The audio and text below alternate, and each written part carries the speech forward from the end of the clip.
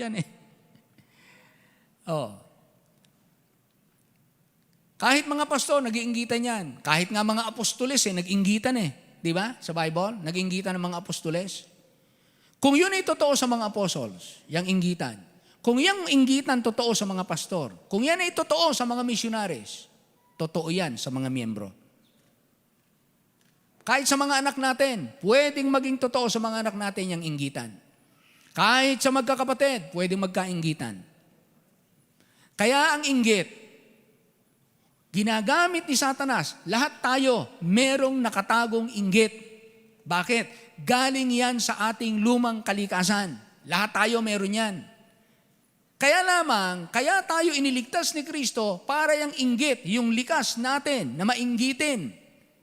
Huwag umiral. Ang umiral ay yung isipan ni Kristo na hindi naiinggit, kontento sa kung ano yung ibinigay ng Diyos sa Kanya. Walang inggitan. Yung mukha mo, yan na talagang pinakamagandang mukha para sa iyo. Pagbutihin mo na yan. Mahalin mo na yan. Walang katulad yan. Iisa yan. Sa langit, iisa ka lang. Kahit mapunta ka sa impyerno, wala kang katulad. Mahalin mo yung mukha mong yan. Pagbutihin mo na lang. Hindi masamang pagandahin ang mukha, pero huwag kang mainggit sa mukha ng iba. Dahil hindi mapapapalit yung mukha ng iba, mapunta sa iyo. Amen? Huwag kayong maigit. Talagang may mga taong magaganda ang mukha. Kung maganda ang mukha nila. Di magpasalamat ka. Ay, salamat. May nakakakita rin kami ng magandang mukha. Hindi na lang puro mukha ko. Di may na-appreciate tayo. Huwag tayong mainggit. Mag-appreciate tayo. Tapos, improve natin yung ating sarili. Amen? Kumbaga sa mukha lang. Ganon din sa pananalapi. Huwag tayong mainggit. Sa damit. Sa sasakyan. Sa bahay, sa kapalaran nila.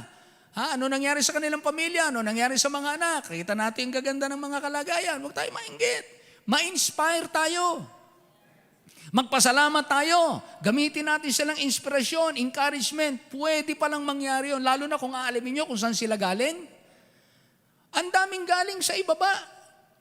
Ngayon, mas mataas na ang kalagayan nila. Kapag ka tinignan mo sila, huwag kang mainggit. Ma-inspire ka kasi galing din sila. Mas mababa pa nga maari sa pinanggalingan mo eh. Pero mas mataas sila ngayon. Bakit po? Hindi po yun panaginip na basta nagising sila, nado na sila sa taas. Tinrabaho nila yon. Kaya huwag tayong mainggit. Magtrabaho tayo. Trabahuin na. Magtanong tayo sa kanila. Magtanong kayo, Brad, sister, paano niyo ba ginawa yan?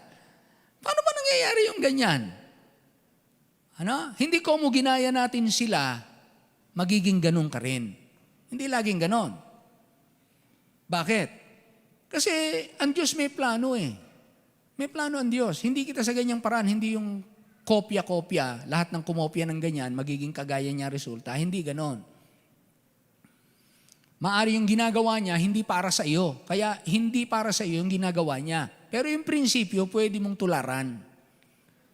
Applicable sa lahat. Pero magkakaiba kayo. Hindi lahat ng komo umunlad siya doon ka rin uunlad. Hindi. Subukan mo. Baka. Hindi natin alam. Pero huwag kang umasa na 100% lahat ng gumawa ng ginagawa niya, magiging kagaya niya dahil meron pong pagkakaiba-iba. May plano. So, lack of unity. Ang isa pong naging dahilan, inggitan, payabangan, pagalingan, pahusayan, paramihan. Ayun, ang nangyari sa mga tiga-Korinto. Plus, meron silang kanya-kanyang moralidad na standard. May nabubuhay doon ng ganito, may naglalasing, may ganito't ganon. Nung mag-Lord Supper sila, may pagkain sila, kainan sila. Yung iba, walang pagkain, gutom. Divided, ang gulo. Sabi ng Apostle Paul, hindi ko kayo mapuri sa ginawa niyo. Hindi kayo napabuti, napasama kayo. Number 1, why they're coming together that night is for the wars? Lack of unity. So, huwag nating pabayaan na tayo po merong pusong hindi kaisa. Kaya tayo po, pag nag-partake tayo ng Lord's Supper, lahat tayo, magpakumbaba tayo sa Diyos. Pangalawa, verse 19, lack of truth. Kulang ng aral ng katotohanan. Pag sinabing heresy, it is a theological doctrine or teaching or system rejected as false. Ibig sabihin, ito po'y aral, paniniwala, turo o sistema na tinanggihan ng Diyos dahil ito ay huwad. Mali. Kaya kahapon, kausap ko po yung winiwitisan namin ni Brother Ginto, yung Jehovah's Witness. Matagal na siya, magmula pa daw pagkabata, pati mga magulang niya, mga Jehovah's Witness, and then sinishare namin. Para maiwasan yung spirit ng pagtatalo, sinisikap mong maging mabait at maging objective ang pag-uusap. Pero alam mo na mali, dahil sa kanila, walang kaluluwa. Ang kaluluwa yun ang hininga. Sabi sa akin, di ba pastor, nang likhain ang tao, hiningahan ng Diyos, nang hininga ng buhay. At ang tao ay naging kaluluwang buhay. Sabi ko, nandun yung kaluluwa ngayon. Ano din yung kaluluwa? Ito na yung katawan. So yung katawan, hindi yan yung kaluluwa. Ano yung kaluluwa? Nagkaroon ng kaluluwa nang ang Diyos ay hingahan siya. Yung creative breath of God. Nang hingahan niya ang katawang lupa, lumikha siya ng kaluluwa ng tao. Hindi yari sa alabok. Yari sa hininga ng Diyos. That creative breath of God, nang hingahan niya ang tao, nagkaroon ang tao ng buhay na kaya sabi doon, at ang tao ay naging buhay na kaluluwa.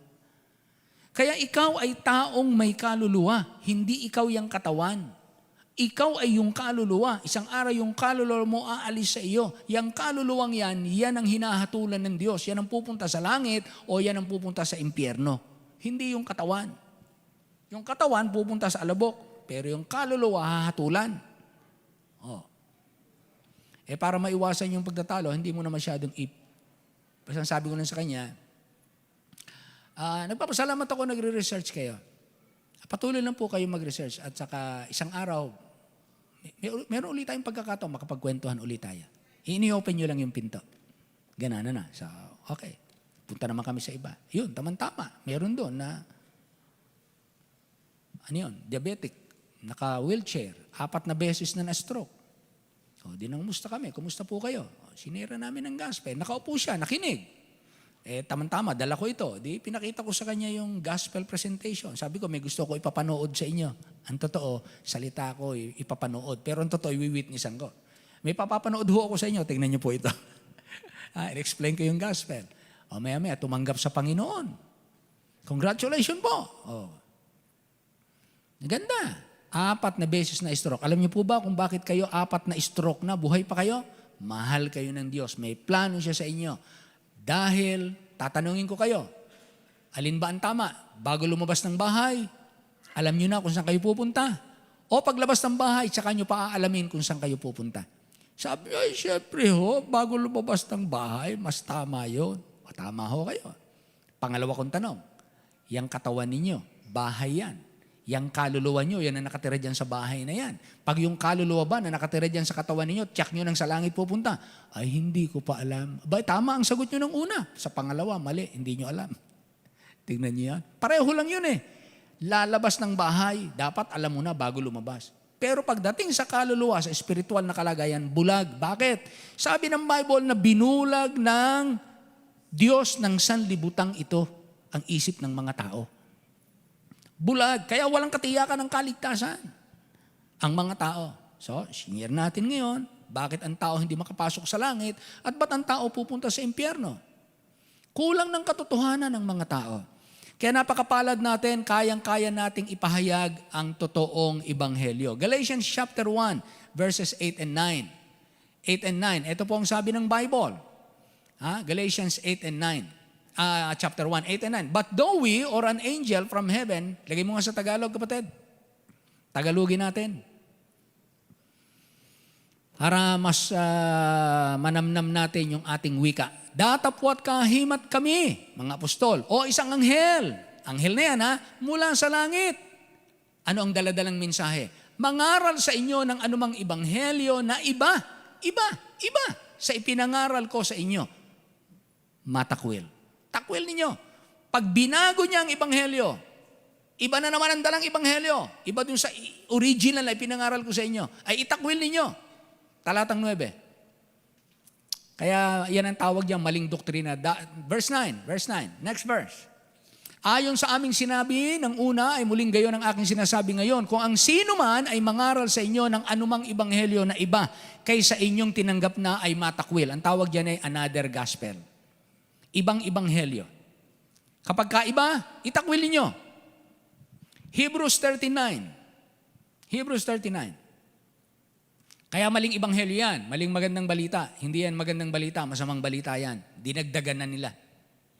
Dinagdagan ng kautusan, dinagdagan ng bautismo, dinagdagan ng mabuting gawa, dinagdagan ng padasal, dinagdagan ng pamisa, dinagdagan ng kung ano-anong penitensya.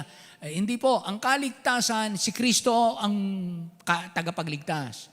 Siya rin ang gumawa ng ating ikaliligtas. Yan ang mabuting balita. Si Jesus at yung ginawa niya na kumpleto para sa ating kaligtasan. Pag dinagdagan niya ng magpabautismo ka, manambahan ka, umanib ka sa amin, naku po, mga ano na yan, dagdag na yan, ibang ebanghelyo na yan. Nilalagyan na ng ibang design. Hebrews 13:9, sabi dito, huwag nga kayong padala sa mga turong sari-sari at di kilala. Huwag kayong padala. Ha? Sapagkat mabuti na ang puso ay patibayin sa pamamagitan ng biyaya. Hindi sa pamamagitan ng mga pagkain na di pinakikinabangan ng mga nag-aabala sa kanila. Kasi tinuturuan sila na huwag kayong kakain itong pwedeng kainin, huwag kayong kakain ng hipon, huwag kayong kakain ng hito, huwag kayong kakain ng walang kaliskis, huwag kayong kakain ng... Sa mga Kristiyano po, malaya tayong kumain. Ha? Hindi po ibig sabihin malaya tayong magmukbang. Ha? Hindi kayo malayang abusuhin ang sarili napanood niyo yun? Pambira, may napanood ako, si Joben, mahilig manood yan nanonood yan ng mga mukbang Tuwan-tuwa si Joben yan, natakantak siya, ba't ganun kalalakas kumain tong mga to minsan sinasamahan ko si Joben, nanonood kami, pambira, grabe ang kinakain yung mga, ano yan? Pambihira. Grabe. Minsan yung lechon, talagang isang lechon, isang malaking lechon. Inuubos yung lechon, Grabe. Kulang na lang ipagbuntis niya yung baboy sa loob. Kinakain ng buo. Mukbang nga Hindi naman tayo, bagamat malaya kang kumain ng karning baboy, hipon, hito, matching, palaka, gagamba. Hindi ko malaya ka, babanatan mo naman ang walang pakundangan. Maling aral yon. Be not carried about with diverse and strange doctrines. Meron tayong mga marurunong na mga nag-aral naman na alam nila yung para sa kalusugan natin. Makinig tayo sa kanila. Amen? Dahil masakit pagka sinira na ang kalusugan natin, masakit. Magastos pati. Okay lang yun, kung matanda na tayo, natural na yung dadating. Paraan na lang yun. Hindi ko sinasabing natural magkasakit ang matatanda. Pero sinasabi ko lamang, kung dadating yun sa medyo matanda ka na, understandable. Ha? Kasi kahit hindi magkasakit yan, talagang yung pagtanda, hindi na iwasan Pero huwag abusuhin. 2 Timothy 4:3 and 4, mayroon tinatawag na doktrina ng mga demonyo. Aral ng mga demonyo, yung mga bawal ang pagkain, bawal ang ganito, bawal ang ganito. Sa mga Kristiyano, hindi po. Ang bawal ay yung wala. Pagka meron naman, tikim-tikim, okay lang yan. Kung maaari namang hindi ka na tumikim at bawal talaga sa iyo, allergic ka, huwag ka nang tumikim. Malaya ka. Matthew 22:23, may mga taong naniniwala, walang resurrection. Sa Acts chapter 15, 1 and 5, may mga taong naniniwala na para ka maligtas, sundin mo ang kautusan. Ang tawag na nila, lack of truth. Kaya sila naghati-hati. Kaya mahalaga po yung pakikinig ng salita ng Diyos, yung sabay-sabay tayong natututo. Amen? Mga minamahal, tinan nyo sa simbahan, sa Bible, maliwanag. Alalahanin nyo ang namiminuno sa inyo. na nagtuturo sa inyo ng salita ng Diyos. Hindi obligasyon ng simbahan na lahat ng membro ay itulad sa pastor.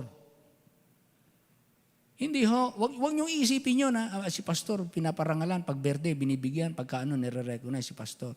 Ako gusto ko rin yun. Hindi. Ang Diyos ang nagbibigay kung sino nire-recognize sa simbahan. Hindi ho tayo nagdidemand ng recognition. Ang Diyos ang nagsasabi sino ang ire-recognize. Hindi ho ganun. Tulad sabi ng Panginoon, yung mga balo na wala ng kamag-anak, na wala ng kumakalinga. Kung yan ay 60 years old pataas, 60 years old pataas, balo, wala ng kamag-anak, at namuhay ng may kabanalan, kupkupin ng simbahan. Yan ang social security system ng simbahan. Andun yung katangian, nilagay. 6 years old, balo, wala ng kamag-anak. Pero kung may kamag-anak, ang sabi ng Bible, huwag pabigatan ang simbahan. So hindi pasanin ng simbahan ang sino mang balo na mayroon pang kamag-anak na pwedeng mag-asikaso. Huwag ipapasan sa simbahan. Ang gawain nating lahat, mga kapatid, tuwangan ang simbahan na magawa ng simbahan yung ipinagagawa ng Diyos sa Kanya. Hindi po ng simbahan na mag-demand bawat membro ng kung anong kanyang gustong i-demand at gustong hingin para pasanin ng simbahan. Huwag niyo ipapapasan ng simbahan. Kapag kayo may mga plano, magplano kayo, pasanin ninyo. Iba yung pasanin ng simbahan. Huwag tayong magdidiman simbahan. Ang Diyos nagsasabi ng papasanin ng simbahan. Kaya kung halimbawa, namatay na si pastor, ang naiwan yung misis. May kamag-anak pa, may mga anak pa na mag-aasikaso. Huwag pabigatan ng simbahan.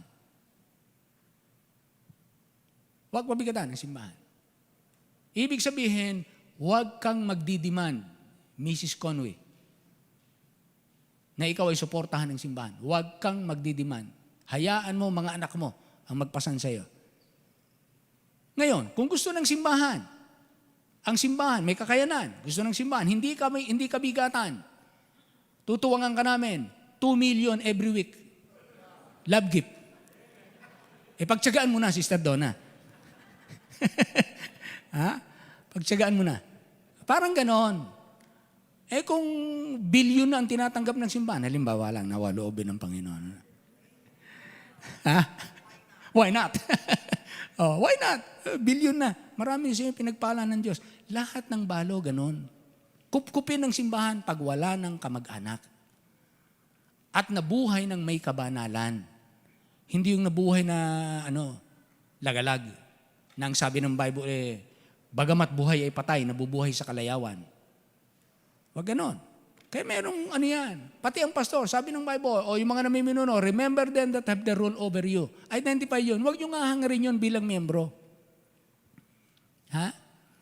Kasi minsan sa mga simbahan, may mga ganyang mga membro naghahangad na kung ano yung ginagawa sa pastor, mangyari din sa kanya. Komo sila pinagtitiwalaan sa simbahan? No. Huwag nyo gagawin yun. Yun kaya lang ginagawa, meron sa Bible. Kung maaari lang ako manahiya, gusto nga alisin na yung ibang niyan Nahiya, kaya lang tama lang yun Kung gagawin ng mga kusang loob ninyo, go ahead. Bakit? Hindi naman ako lagi yung pastor Ayaw kong alisin yun dahil pag dumating ang time na meron ako ibang pastor, gawin niyo yun para makapagpastor sila ng maayos at maginawa. Hindi yung sila nag-iisip pa ng kung paano-ano, sang kukuha ng kakainin, sang kukuha ng pambili ng sapatos, sang kukuha ng pambili ng ganito. Hindi po, mga kapatid. Kaya ako nagpapasalamat na sa simbahang ito, marunong kayong magmahal ng pastor nyo. Salamat sa Panginoon kasi hindi atakihin sa puso ng maaga. Kung atakihin man sa puso ng maaga, katakawan na. Kain-kain ng matataba siguro. Kaya gano'n. Pero salamat sa biyaya ng Panginoon sa lahat ng mga simbahan na minahal ang kanilang pastor. Merong mga simbahan na talagang wala man lang SSS. Walang social security system. Wala po silang hospitalization. Walang pamasahing nakaalat. Yung iba nga, ang support lang, 500 lang a month. 800 a month. Hanggang saan yun? Hanggang yung pastor matuto ng kung ano-anong style. Para makapagpatuloy. Naalala nyo na si Pastor Meris, 4:00 ng madaling araw, nagtitinda ng pandesal para makapagpatuloy lang sa ministry. Yung ibang alam ko ay nagtatricycle sa gabi. Tricycle sa gabi. Para may pagkain sila sa kinabukasan. Iba, nagkakawit ng niyog, nangungupahan, naggagapas ng palay. Mga pastor yan. Maraming mga pastor ang nahirapan, pero sila dahil ng pagpanawagan, sila ay nanatiling tapat. Hindi sila nag-demand. Yan ang mga tapat. Pero pagdating ng panahon, pinararanas ka ng Diyos sa ganyan para meron kang magandang patotoo pagdating ng panahon. Dahil pagdating ng panahon, pagpapalain kita. Yung dinaanan mong hirap, gagamitin mo yan para hamunin yung mga nagsisimula na dumadaan din sa hirap. Magpatuloy kayo. Ganyan din kami nung una. Magtapat lang kayo. Maglingkod lang kayo. Mahalin nyo lang ang tao. Mag-aral kayong mabuti. Pakanin nyo ng ayos ng salita ng Diyos ang mga tao. Mamahalin kayo ng mga taong pinakakain ninyo. Ganun po yun. Mamumuhunan ka. Bago ka makapag-aral, makapagturo ng tama, magpupuyat ka. Kayong mga nagpipreach, alam nyo yan. Yung iba nga sa inyo, pagka magpipreach kayo, hindi kayo nalabas ng kwarto. Ayaw niyong paabala. Bakit? Alam nyo kung gaano kaseryoso at gaano kahirap gumawa ng isang sermon. Hindi ho yan basta-basta. Kaya pag sila'y tinukahan, hindi po yan basta pumitik lang na ganon, basta nagsulat na silang gano'n, alam ko yan, kayang-kaya ko yan. Hindi po gano'n yan. Nag-aaral yung mga yan. Kaya pagka tumayo yung mga yun dito, yung tatayo sila ng 40 minutes to 1 hour, naku, how many hours na pag-aaral ang ginawa niya mga yun, kaya araw. Sa akin, sa kagaya ko, at sa iba ng mga pastor, ang ginagawa po niya mga yan, may natapos na mag-preach ngayon, mamaya magpipreach uli. Pagkatapos ng preaching, pag uwi niyan mamayang gabi, re-reviewin niya yung kanyang preaching. Pakikinggan niya yan. Ako, ganyan ginagawa, pinakikinggan ko yan. Kahit natutulog na ako, meron ko earphone, pinakikinggan ko yan. Hinahanap ko kung ano yung i-improve. Babalikan ko yung outline ko, dadagdagan ko yan para pag i-preach ko sa iba, may bago na naman siya. Hindi siya dilata na yun at yun lang. Hindi po, re-reviewin ko yan. Tapos mag-iisip ulit ako ano naman ang susunod. Linggo pa lang, nag-iisip ka na, nagbabasa ka na, nagre-research ka na, nanalalain ka na. The whole week, ganun yan. Minsan linggo na madaling araw, wala ka pang mabuo. Mararanasan yan pag kayo nagpastor. Linggo na madaling araw, natetense ka na, Lord, anong sasabihin ko, ano ipakakain ko, Lord, bigyan mo ko ng pagkain, ihahanda ko, dadating yung aking mga kaibigan at mga kapatid. Kinakailangan may ihain ako sa kanila. Wala pa. Alas 4 na madaling araw, hindi ka pa natutulog. Alas 7 na, mag-alas 8:30 na. Ganyan yan ha. Tense ka na. Natetense ka, hindi mo alam, Lord, bahala ka na po. Kukuha ko ng isang talata. Itong gagawin ko ng outline. Itong pagbubulay-bulayan ko. Bahala ka na po kung anong kalabasan nito. Ayan. Minsan ganyan mangyayari. Kaya mahalaga po yung nangyari sa mga tiga-Korinto, kung bakit sila nagkagulo-gulo. Una, naghati-hati sila, grupo-grupo sila. Pangalawa, kulang sila sa aral. Kulang sa turo. Pangatlo, kung bakit sila na hindi napuri ni Apostol Pablo. Look at verse 20 hanggang 22. 20 hanggang 22. Tingnan po natin yan. 1 Corinthians 11, 20 hanggang 22. Ano po nakalagay? 20. When you come together, therefore, into one place, this is not to eat the Lord's Supper, for in eating, everyone taketh before other his own supper. Kanya-kanyang kain sila. Yung mga may dala, kumain. Yung mga walang dala, nakatunganga. One is hungry, another is drunken. Yung iba, handa. Yung iba, walang handa. Sabi sa 22, what? Have ye not houses to eat or to drink? Or despise ye the church of God, and shame them that have not? What shall I say unto you? Shall I praise you in this? I praise you not. Sabi niya, pambihira kayo, kung may mga pagkain kayo, nagkainan kayo, wala kayong pakialam sa mga wala. Yung iba'y gutom na gutom, yung kayo na may busog na busog, yung iba sa inyo ay lasing na. So, una, lack of unity. Pangalawa, lack of truth. Pangatlo, lack of love. Kaya hindi lang Diyos ni Apostle Paul nagustuhan yung kanilang ginagawa. Kulang kayo ng pagmamalasakit sa inyong mga kapatid. Wala kayong pakialam sa mga iba na nagugutom. Siyempre, magkaiba ng layo ng bahayan. Alam niyo naman nung una, ang lalayo ng mga bahay hindi kagaya sa atin ngayon. Tsaka ang mga sasakyan hindi kagaya ngayon. Lack of love. Kaya mahalaga po sa simbahan yung mahal natin ng isa't isa. Amen? Mahalaga sa atin ng isa't isa. Pagka kayo wala dyan sa upuan ninyo, may naghahanap sa inyo. Asan kaya si Brad? Asan kaya si sister? Ano kaya nangyari sa kanila? Ano kaya ang naging problema? Ano kaya ang naging dahilan? Nandito pa kaya sila sa Pilipinas o nasa ibang bansa o kung ano? Yun yung may pagmamahal. Nagtatanong, nananalangin, nagmamalasakit. Pero pagkakulang ng pag-iibigan, wala, namatay ka na. Nailibing ka na. Walang pakialam. Ha? Lack of love, yun ang isang dahilan kung bakit sila ganun kagulo sa Korinto. Pang-apat, look at verse 34. 11:34. Anong dyan? And if any man hunger, sabi ni Paul, let him eat at home, that ye come not together unto condemnation. And the rest, I will set in order when I come. Sa pang-apat, lack of order. Lack of order. Kulang ng kaayusan. Kaya sabi na Apostle Paul, sige, bayaan nyo. Pagdating ko dyan, iaayos ko kayo. Ayusin ko kayo. Kung ano man yung kulang sa kaayusan nyo, aayusin ko kayo. Kaya mahalaga po mga kapatid yung kaayusan sa simbahan. So mamaya, pagdating natin sa pagganap natin ng Lord's Supper, sabay-sabay tayo. Nasusubo. Antabayan niyo ko. Pagkabasa ko ng scripture, pag subo ko, subo kayo. Sabay-sabay tayo. Pag inom ko, inom kayo. Kaya nakamasid kayo. Huwag yung pagtanggap ninyo, sabay subo. Naalala ko yung ganyan kong karanasan. Merong ganyan nun kami sa Tayabas. Pagkabigay ko nung tinapay, sabay subo. Pagkasabi kong, okay, sabay-sabay po tayong susubo, antayin niyo po ako, sabay luwa. Di ako'y napatawa ko ng lihim sa aking puso at sa senaryo na nangyari. Pero naging aral na dapat sabihin ko ng mas maaga. On my part, pagkukulang. Sa kanya namang part, naging masyadong mabilis. Kaya lack of order. Kaya ayusin. Sabay-sabay tayo. Minsan nakikita niyo po, pagkatapos niya, nabigyan na kayo, no? Nabigyan na kayo. Tapos si Brother Ginto, lalakad siya, bibigyan niya yung mga ushers. Bibigyan niya.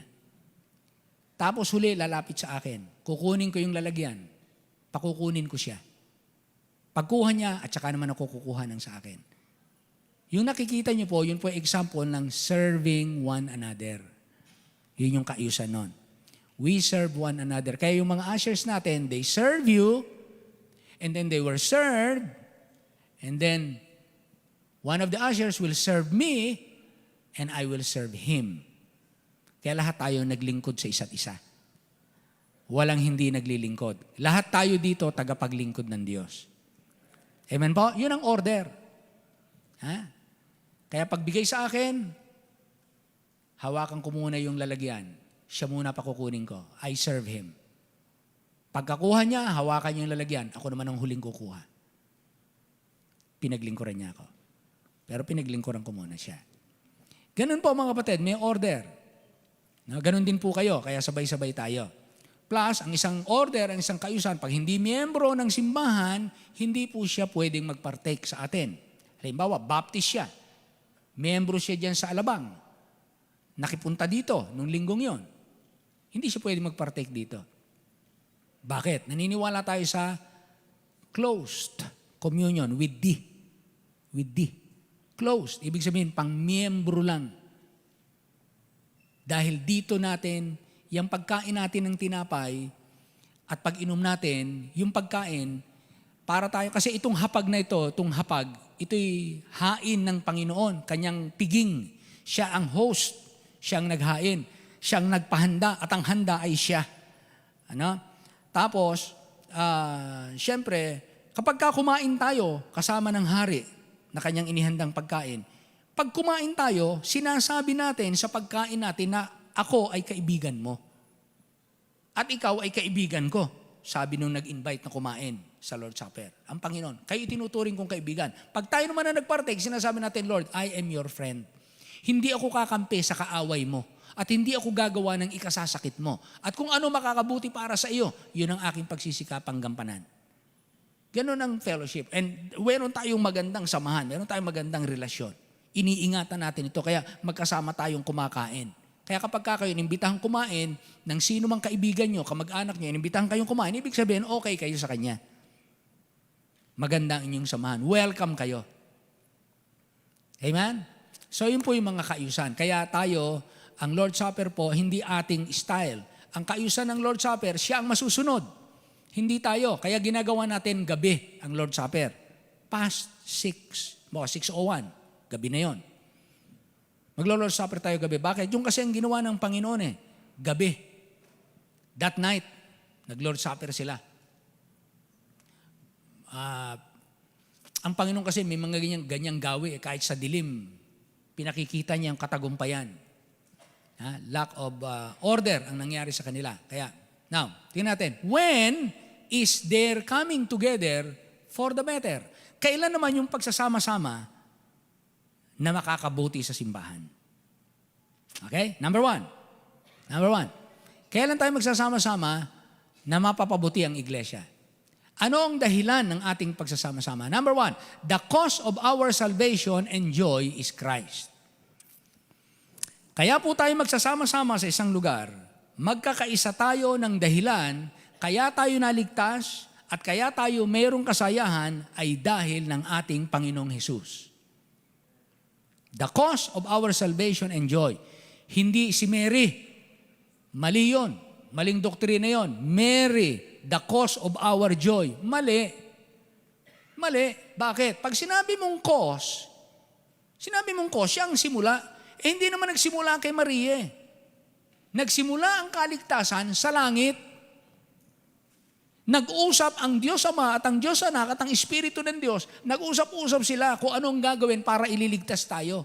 Hindi po yung nagsimula kay Maria. Mary was never the cause of our joy. God is the cause of our joy.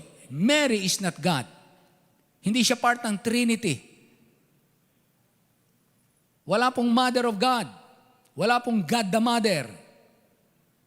Ang meron lang po, Father, Son, and Holy Spirit. Triune God lang ang meron. Hindi kasama si Mary dyan.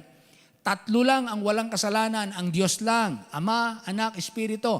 Huwag nating isasama si Maria. Si Maria isinasama, wala din daw kasalanan. Mali. Lack of truth. The cause of our joy and the cause of our salvation is Christ.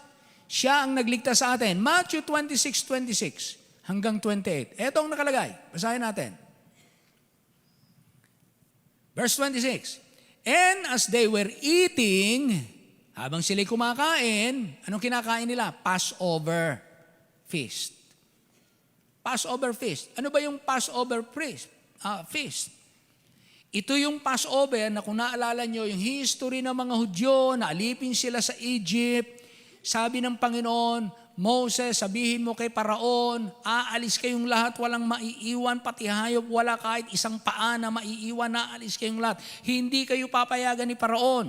Pero ganito ang gagawin mo, that night, na may gagawin akong pinakamalaking himala, that night, magpapatay kayo ng tupa. At yung dugo ng tupa, ipapahid nyo sa mga hamba ng pinto ng inyong bahay. Papahid nyo yung dugo ng tupa. Mamayang gabi, dadaan ang anghel ng kamatayan. At pagdaan ang anghel ng kamatayan, lahat ng pinto na walang pahid na dugo ng tupa, lahat ng panganay, tao at hayop, mamamatay sa gabing yon. Di ganun na nga ang ginawa nila ng mga Hudyo. Lahat sila, naglagay sila ng dugo sa hamba ng pinto. Dumaan ngayon yung anghel ng kamatayan. Lahat ng pinto na walang dugo, panganay na tao at panganay na hayop, patay. Di nila alam. Kinabukasan, nangagising na lang sila, patay yung panganay na anak, patay yung hayop na panganay. Sa mga Hudyo, wala kahit isa. Safe sila. Bakit? Sabi ng Panginoon, pag nakita ko yung dugo, I will pass over. Yun yung Passover na sinasabi. I will pass over you. Lalampasan ko kayo. Hindi mamamatay. Kapitbahay mo, Hudyo, walang dugo, patay. Kapitbahay mo, Egyptian, walang dugo, patay. Basta walang dugo. Pero pag may dugo na nakapahid ng tupa, lalampasan ko kayo. Ito yung pinagdiriwang nila, yung Passover na yan. Kumbaga, yun yung tinatawag nating Independence Day. Yun yung araw na sila'y pinalaya ng Diyos. Sabi ni Paro, sige, magsialis na kayo. Umalis na kayo, lahat, walang maiwan, payag na ako. O sabi ng mga Hudyo, teka muna, bago kami umalis, pahiramin nyo kami ng mga alahas, mga ginto, mga ano, sige, yan, pinagbigayan ng mga alahas na, eto pa. Kaya nag-alisan sila, sabi ng Bible, nilimasan nila ang Egypt. Nilimasan nila ng kayamanan. Nagre-reklamo yung iba. Tama ba naman yun? Tama ba yung limasan nila, yung mga kapwa nila, mga tao na kinuha nila yung mga kayamanan? That's injustice, sabi ng iba. Pero ang paliwanag naman doon, 400 nilang inalipi na walang bayad ang mga Israelita. Ang Diyos ang nagturo sa kanila, maningil kayo. Kaya nakuha nila lump sum. Yan. Buo. Yun. Kaya hindi po yan injustice. Pinagtrabaho nyo nang walang bayad 400 years. Okay, Matthew 26:28. And as they were eating, Jesus took bread, yung ginagamit nilang unleavened bread, and blessed it, and break it, and gave it to the disciples. Binigyan ng bagong meaning, and said, take, eat, this is my body symbolically. Hindi naman yun ang totoong katawan buo-buo yung katawan ni Kristo yan ang aking simbolo ng aking katawan. Pinagputol-putol, binahagi sa inyo. And he took the cup and gave thanks and gave it to them, saying, drink ye all of it, for this is my blood. Yan ang simbolo ng alak na yun. Binibigyan ko ng bagong kahulugan. Yan ang aking dugo ng bagong tipan. Ibig sabihin, sa pamagitan ng aking kamatayan, sa pagtitigis ko ng aking dugo, sa krus ng Kalbaryo, doon magsisimula ang bagong tipan.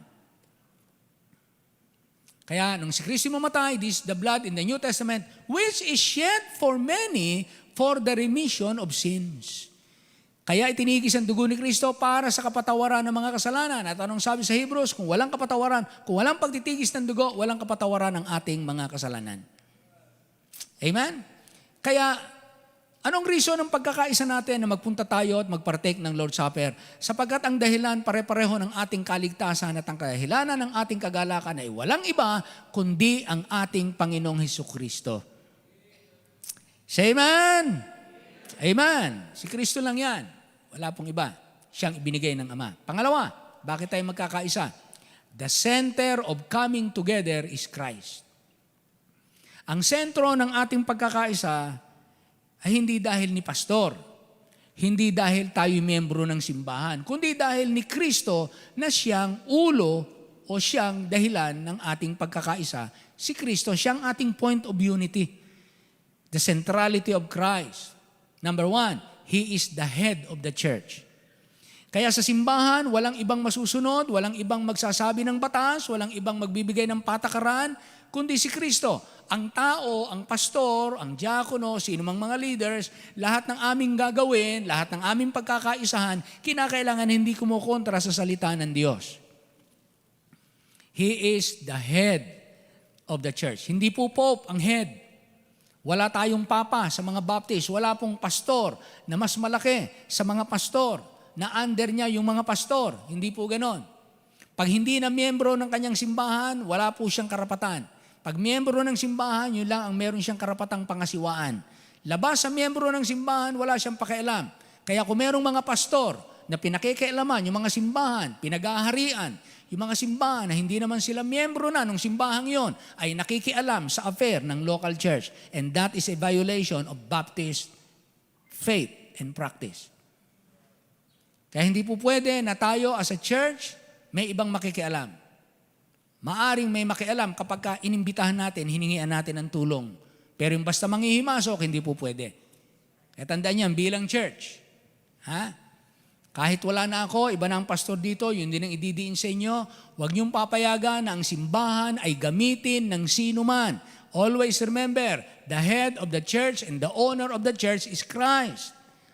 Tinubos tayo ng dugo ni Kristo.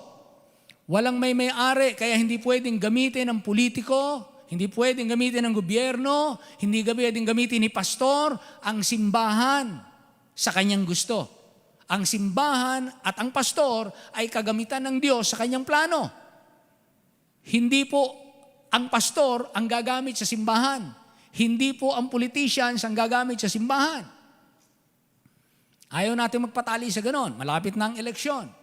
Naalala ko po, naroon pa tayo sa kabila. May nagsabi sa akin na politiko. Pinasasabi po ni ganito, ipasisimento yun yung harapan. Sabi ko, huwag. Hayaan mo nang hindi simentado yan. At ayaw namin mayroong pangalan ng politiko dyan. Hayaan mo kami na mag-ambag-ambagan. Hindi namin gawi ang manghingi sa mga politician. Ang gusto namin kami makatulong sa bayan. Hindi namin gawin na kunin, kuhaan at sabihin yan. Kahit na ako po'y nasa Tayabas, congressman in Berga, pumunta po sa simbahan. Maliit lang yung simbahan. Ilan lang kami doon? 80, 78, 75. Ganun lang. Punta doon si congressman. Pastor, ano ba ang kulang nyo dito? Ano ba ang gusto nyo hingin sa akin? Sabi ko, wala po kami hingin, congressman. Hindi po kami nangihingi. Gusto namin kami makapagbigay. Kaya kami po ay natulong sa ating bayan. Namimigay kami ng Bible, namimigay kami, nagpa-Bible study kami ng libre, nagpapayo kami ng libre, tumutulong kami, nagpapakain kami ng libre. Gusto namin, ang simbahan po ay giving institution. Siya po ay tumutulong. Hindi po siya nangihingi sa mga politician. Alam niyo, sabi sa akin ni Congressman Inverga, Willie Inverga, sabi niya, Pastor, madami na akong pinuntahang simbahan. Kayo lang ang hindi humingi. Why? Gusto nating manatili ng ating pag-asa nasa Diyos, wala sa tao. Dapat turuan ng mga anak ng Diyos. Tayo ang magpapasan. Hindi natin ipapapasan sa iba. Kaya wag po kayong malulungkot, wag kayong magtataka, wag kayong mabibigatan kung ang gawain ipapasan sa inyo. Ang Diyos ang magbibigay sa atin ng lakas. Sabi natin, my God shall supply all my needs. Wag tayong matakot. Be willing na magpagamit. Amen? Yun lang naman, kaya tayo iniligtas eh. Ano pa ba naman ang kulang ng Panginoon sa atin? Ibinigay ko na nga buhay ko sa inyo.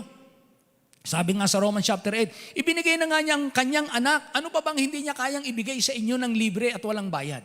Ba't kayo matatakot?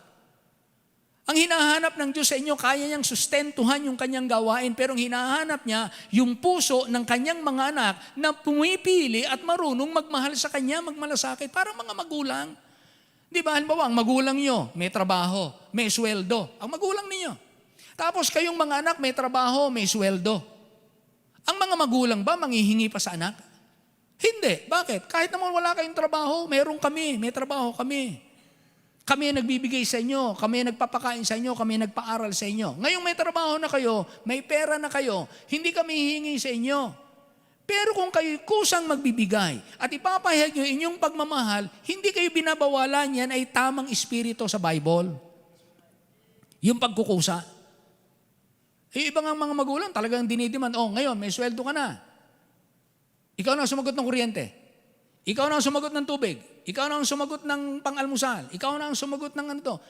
Paano nyo mapapasagot ng gano'n? May hindi nga makasagot ng paghuhugas ng pinggan. Hindi nga matiklop yung higaan. Paano yung tuturuan yung ganyan na asahan mong ganyan? Turuan mo muna magtiklop ng higaan.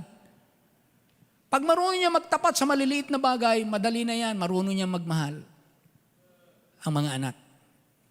Kaya nakakapagpasalamat tayo mga magulang sa Diyos kapag ang ating mga anak marunong. Amen? Naku, yung mga anak na, maraming mga anak talagang sakripisyo sa kanilang magulang. Talagang yung pag-aalaga nila sa magulang nila, hindi na natin kayang bayaran. Yun naman ang karangalan ng mga anak na nagkaroon ng pagkakataong sila mag-aruga sa kanilang magulang. Kaya pag may pagkakataon rin lang kayo, may pagkakataon rin lang tayo, huwag kayong magrereklamo pag pinagtiwalaan kayo ng Diyos na kayo mag-alaga ng inyong mga magulang. Dahil yan ay pribilehiyo at pagpapala ng Diyos sa atin kapag sa atin napunta. So anong gagawin po natin? Because He is the head of the church, isa pong pananatilihin natin, huwag magamit ng sino mang institusyon, organisasyon o personality ang simbahan. Unang-una si pastor. Hindi dapat gamitin ni pastor ang simbahan sa kanyang sariling kapritsyo. Hindi po dapat ganon. Kung ano ibigay ninyo sa pastor ninyo, pasasalamatan. Sabi sa amin ni Pastor Wosley, naalala ko, sa langit na yun Pastor Wosley. Pastor ng Bethany, Makati. Sa aming tinatawag na pastoral theology class. Estudyante kami. Sabi ni Pastor Wosley, dapat marunong kayong tumanggap. Huwag kayong tatanggi kapag kayo'y binibigyan. Bilin sa amin yan ni Pastor Wosley. Dahil pag inyong tinatanggihan, inaalisan niyo sila ng pagkakataon na sila naman ay pagpalain ng Diyos.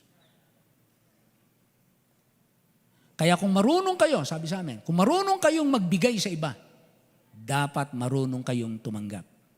Wag niyong tatangay. Yun ang ginawa ni Apostle Paul. Yun ang pagkakamali ni Paul. Tignan natin yung ginawa ni Apostle Paul. 1 Corinthians, ano ba yan? 1 Corinthians chapter 9. 1 Corinthians chapter 9 ba yan? Okay, tignan natin. Ano ang sabi ni Apostle Paul?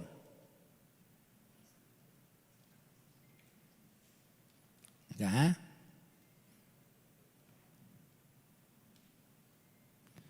Alright.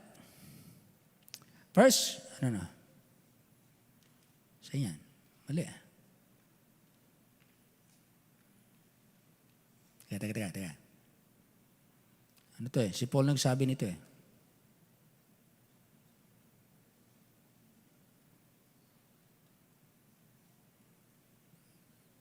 Ito ang pantulong ng ating kapos na memory. 2 Corinthians chapter 12, verse 13. Itong mga tiga-Korinto, kasi itong ano ni Paul eh, itong mga tiga-Korinto, hindi nag-support kay Paul. Hindi nag-support. Hindi kasi hinihingaan ni Pablo ng support. Hindi niya in-encourage na ba, mag-support kayo sa misyon. Tumulong kayo sa manggagawa. Tuwangan niyo ako sa mga gastusin. Hindi tinuruan ni Paul itong mga tiga-Korinto. Kasi ito naman mga tiga-Korinto, mga karnal, mga selfish ba? Ang yayaman pero mga selfish. So hindi tinuruan ni Paul. Pero nang sumulat siya sa ikalawa, ito ang sabi niya. Ay lagay natin yan. 2 Corinthians 12:13. Sabi niya, "For what is it wherein ye were inferior to other churches?" Inferior church kayo kaysa sa iba. Except it be, saan kayo nahuli? Saan kayo nagkulang? Saan kayo naging mas mababang uring simbahan? Except it be that I myself was not burdensome to you. Hindi nyo ako naging pasanin. Anong sabi ni Paul? Forgive me this wrong. It's wrong. Inamin ni Apostle Paul, nagkamali ako. Bakit? Hindi ko kayo tinuruan, sumuporta sa pastor, sa manggagawa, sa misyonero. Hindi ko kayo tinuruan. Yung sinasabi sa Hebrews, alalahanin yung hindi ko kayo tinuruan. Hindi ko kayo tinuruan maging supportive. Financially, materially, hindi ko kayo tinuruan. Sabi niya, ngayon, sa pangalawang sulat niya, patawarin niyo ako, nagkamali ako. Diyan kayo naging huli sa mga simbahang iba. Tinuro ko to sa ibang simbahan. Sa inyo, taga-Korinto, hindi ko kayo tinuruan. Forgive me this wrong. So bakit natin ginagawa? Because Christ is the head of the church. The center of our coming together is Christ. Lahat ng ating gagawin because of the headship of Christ. So, kaya tayo magtitipon mga kapatid, nagpapatawag ang head. The whole body must assemble. Kaya lahat ng membro, malayo, malapit, as long na kayang pumunta at able at willing at possible na makarating, be here and partake ng Lord's Supper. Ang nagpapatawag hindi si pastor. Ang nagpapatawag po ang Panginoon sa buong simbahan. Maliwanag po ba yun? Say amen. Okay. Pangalawa, He's not only the head, He is the host. Siya ang may papiging. Siya ang may pakain. Hindi po ako, hindi ko tuhain. Siya ang naghahain. Tinatawag tayo na kanyang mga alagad. This is my supper. Kaya ang tawag ay Lord's Supper. Siya ang naghanda ng hapunan. Siya ang naghihintay. Siya ang tumatawag sa atin. He is the host. Siya ang maghihintay dito. Hihintay niya tayong lahat ng mga membro ng simbahan. Kung naalala niyong gumaling ng ketong, matapos gumaling, bumalik yung isa, yung siyam hindi. Sabi ng Panginoon, bakit isa lang ang bumalik? Nasaan yung siyam? Di ba 10 kayong gumaling? Nasaan yung siyam? Hinahanap ng Panginoon yung pasasalamat, yung katapatan, yung pagiging matino ng 10. Isa lang ang nagbalik. Sabi niya, isa pang estranghero ang bumalik para magpasalamat. So ang Panginoon, nag-expect siya na lahat ng membro, may sakit o wala, as long na kaya, be here. Malayo o malapit, kapag kaya, may pagkakataon din lang, be here. The host is the Lord Jesus Christ. He is the head. He is the host. He is the help of the church. Ang tulong, siya ang helper. Siya ang tumutulong sa atin sa lahat ng bagay ng ating buhay. Siya ang tumulong para tayo ipanganak, para tayo isilang, para tayo malikha, para tayo mabuhay, para tayo makagumaling, para tayo makakain, para tayo magkatrabaho, paano tayo kumita ng pera, paano tayo may mga kaibigan, magmahal, may mga magbukas ng pinto. Siya ang tumulong sa atin. Bakit tayo naligtas, napatawad sa kasalanan? Siya ang tumulong sa atin. Hindi lamang siya ang head, siya ang host, siya rin ang ating help in time of need. The Lord is the present help in time of need. He is our help. Salamat po, lagi tayo nakakatanggap ng tulong sa Diyos. Kayo po ba ay nakatanggap na ng tulong sa Diyos? Amen? Yan. Feel nyo ba yung tulong ng Diyos na yan? Yan. Baka mas kilala natin ang Lazada, Lalamove. Baka mas kilala natin yon kaysa sa tumutulong sa ating Panginoon. Huwag, ha? He is the head of the church. He is the host. He is the help of the church. He is the health of the church. Siya ang kalusugan ng simbahan. Alam niyo po ba kung bakit ang mga simbahan nagkakasakit? Ang simbahan nagkakagulo, ang simbahan nahahati, ang simbahan po naliligaw, hindi na po healthy. Wala na po, pagka ang simbahan hindi na healthy, wala silang sapat na magtagumpay, wala silang pangtapat na maglingkod. Lagi nang nasa isipan lang mga na-offend ako, nanghina ako, nasaktan ako, hindi ako karapat dapat, hindi ko yang kaya, hirap ako, kapus ako, dukha ako, hindi ako nag-aral. Salita ng mga hindi healthy yan eh. Kahit kailan si Kristo hindi natin nadinig nagreklamo sa gawain ng Diyos. Pero tingnan nyo, wala siyang sariling bahay. Wala siyang sariling sasakyan. Wala siyang sariling negosyo. Wala. Wala. Walang sariling bahay, walang sariling sasakyan, walang sariling negosyo, at nang mamatay, walang sariling libingan. Hiram yung libingan. Pinahiram ng mayamang alagad. Pahiram lang. Kaya ako naniniwala, umaasa ako, pag si pastor namatay, hindi mawawala ng libingan. May mga magpapahiram sa inyo. Si pastor walang paglilibingan. Pahiram ko na yung sa akin. 70 yung aking libingang binili. Isa sa kanya. Pahiram ko na. Pag rapture, at least babakantihin naman niya yon. Pagagamit ko na lang. Uli sa iba.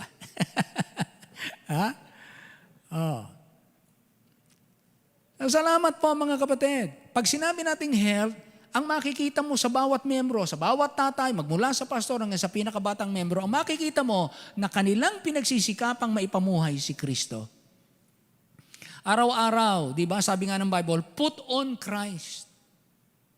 Araw-araw. Sino sa inyong araw-araw kayo nagpapalit kayo ng damit? Say amen. Sino sa inyong araw-araw ayaw nyo magpalit ng damit? Say amen. Benji lang? Silent. Wala, di ba? Gusto nyo, pag nagpalit kayo ng damit, araw-araw. Malinis. Tama lang. Ngayon, sabi ng Bible, araw-araw si Kristo ang ating isusuot na damit. Si Kristo ay hindi nagdudumi. Yan ang damit na pag isinuot ninyo, hindi nagdudumi. Yan ang damit na pag isinuot ninyo, hindi naluluma. Yan ang damit na pag isinuot ninyo, hindi natatapos ang fashion, yung uso. Si Kristo ang laging uso sa lahat ng henerasyon. Sapagat yung buhay lang ni Kristo ang malusog na buhay. Pag lumabas ka sa buhay ni Kristo at nabuhay ka ng sarili mo, magkakasakit ka. Papangit ang ugali mo, papangit ang relasyon mo, papangit ang reputasyon mo, papangit ang kapalaran mo, papangit ang bukas mo. Bakit? Lahat ng nabuhay ng ayon kay Kristo, nabuhay ng tama. Lahat ng nabuhay, labas kay Kristo, nabuhay ng mali. Dalawang puwersa lamang meron dito. Puwersa para ikaw ay patibayin at puwersa para ikaw ay sirain. Ang puwersa ng Diyos ay puwersa para ikaw ay patibayin. Ang puwersa ni Satanas para kasirain. Kaya kung kayo ay nasisira at ako ay nasisira ang aming relasyon, nasisira ang aking kalusugan, nasisira ang aking pananalapi, nasisira ang aking espiritu, nasisira ang aking patotoo, hindi ang Diyos ang gumagawa niyan. Ang nasusunod na ay iba. Is either ang laman, ang sanlibutan, o ang dyablo. Pero hindi ang Diyos. Dahil hindi ang Diyos gagawa ng ikasisira natin because God is our helper. And Christ, God is the health of the church. Siya ang kalusugan hanggang ang simbahan, Christ-centered. Magmula sa pastor. Kaya hindi ang pastor pwedeng magpasunod sabi ng Bible, liwanagin lang natin konti. Obey them, basahin natin. Hebrews chapter 13, verse 7. May liwanagin akong konti sa inyo dito.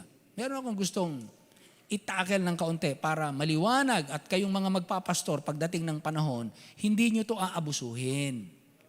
Kasi may mga pastor na pwedeng mahulog sa pang-aabuso, como nakasulat ito sa Bible.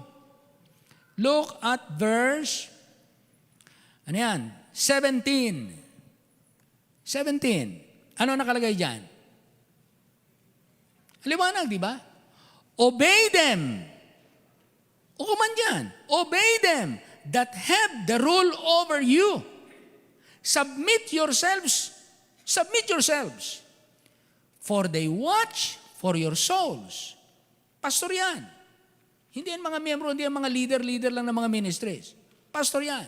Ang nag-rule sa kabuuan ng simbahan is the pastor. Ano ang sabi ng Bible? Obey them. Ang sabi sa verse 7, remember them. Kaya yung mga pa-birthday nyo, mga alaala nyo, sa pastor yan, command yan. Sundin nyo ang pastor nyo. Obey them that have the rule over you. And submit yourselves. For they watch for your souls as they that must give account, that they may do it with joy and not with grief, for that is unprofitable for you. Now, liwanagin ko po, alang-alang sa mga nagpapastor. Hindi po ito sa inyo. Kayo ay pwedeng abusuhin ng pastor. Bakit po? Dahil ng talatang ito.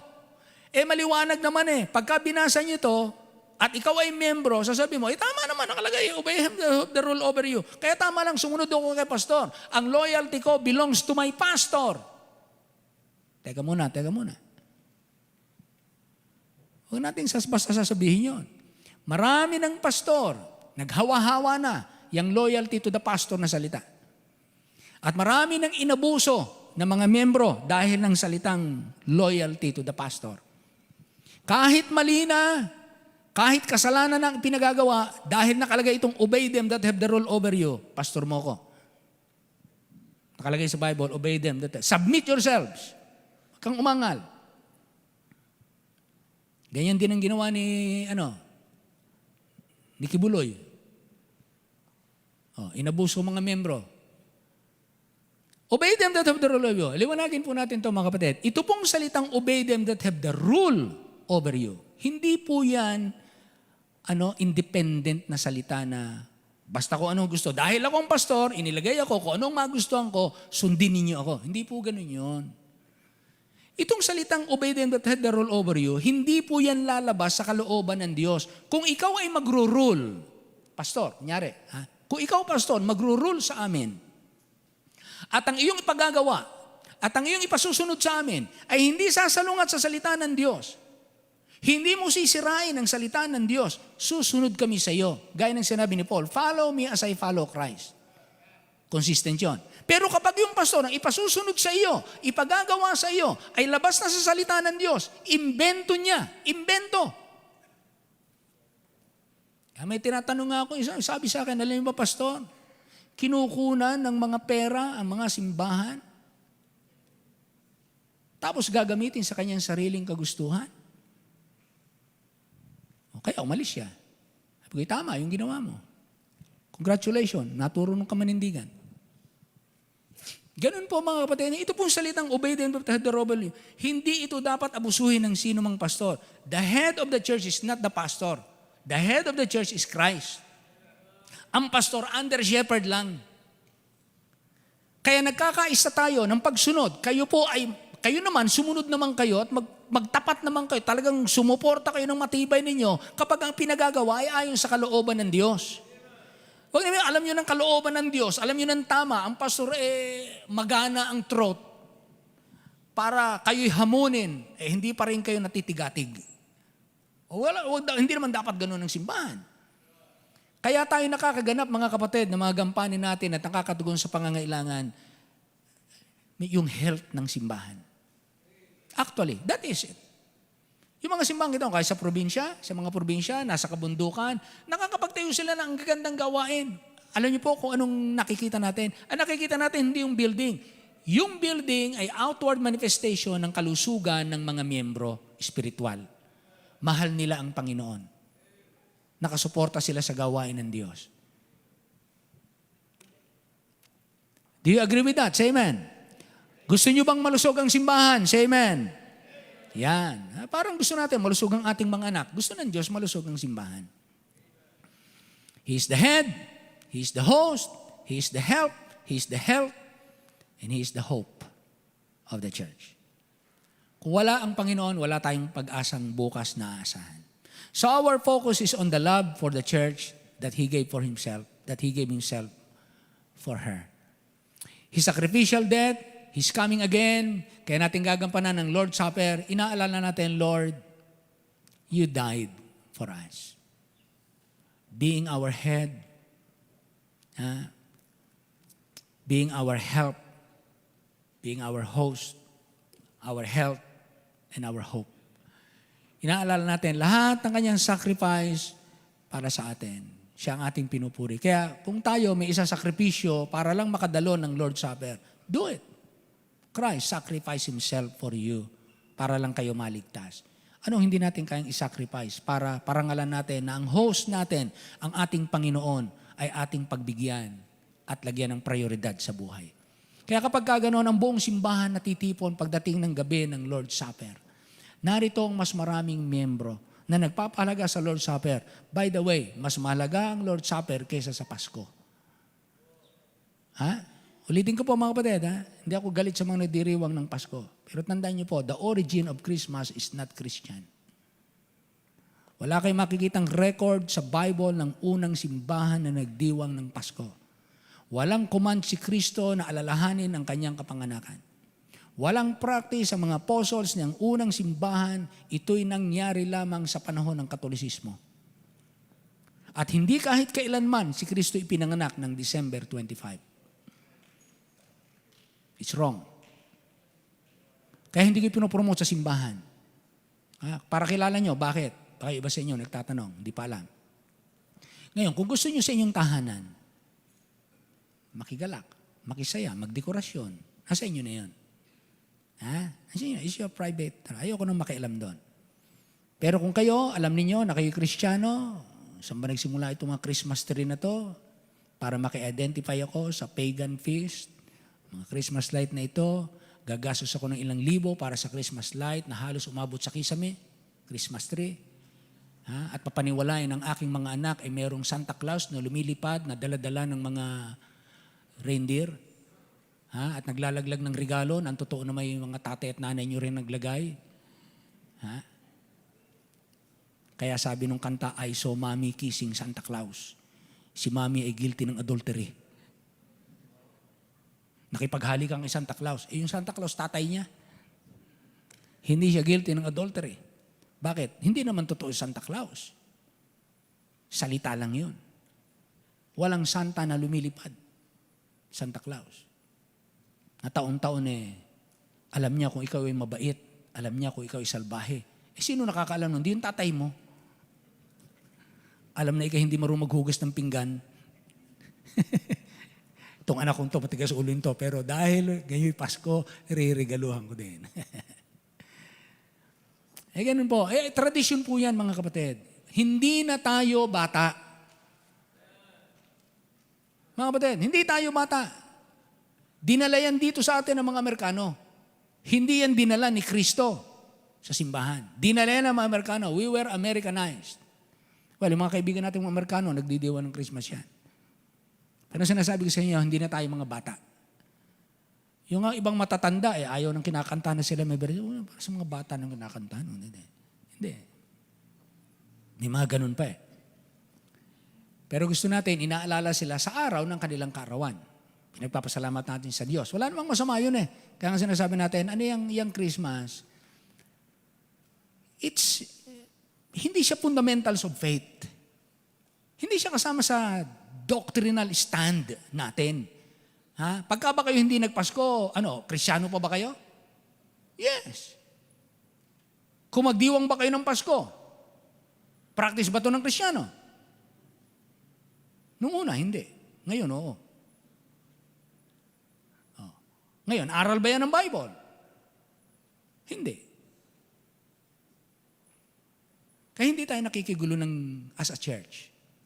Ngayon, kung bilang pamilya, lalo na magandang naidulot niya sa ating mga pamayanan, nagkaroon ng naging generous ang spirit ng mga tao, nagbibigay sa mga mahihirap, tumutulong sa mga nangangailangan, nagbibigay ng mga bonus, katunayan, Christmas spirit, yung mga bonus, 13-month pay na yan na naging legal.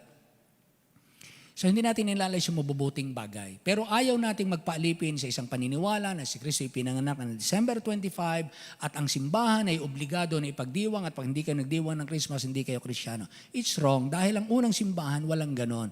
At si Kristo walang turong ganon. Ang itinuro ng Panginoon para alalahanin natin siya, sabi niya, sa tuwing gagawin ninyo at kakanin nyo ang tinapay na ito at iinumin nyo ang katas ng ubas na ito, inaalala ninyo ang aking kamatayan. So sa Kristiyanong totoo at inuutos ni Kristo simbahan, ang alalahanin ay ang kanyang kamatayan, hindi ang kanyang kapanganakan.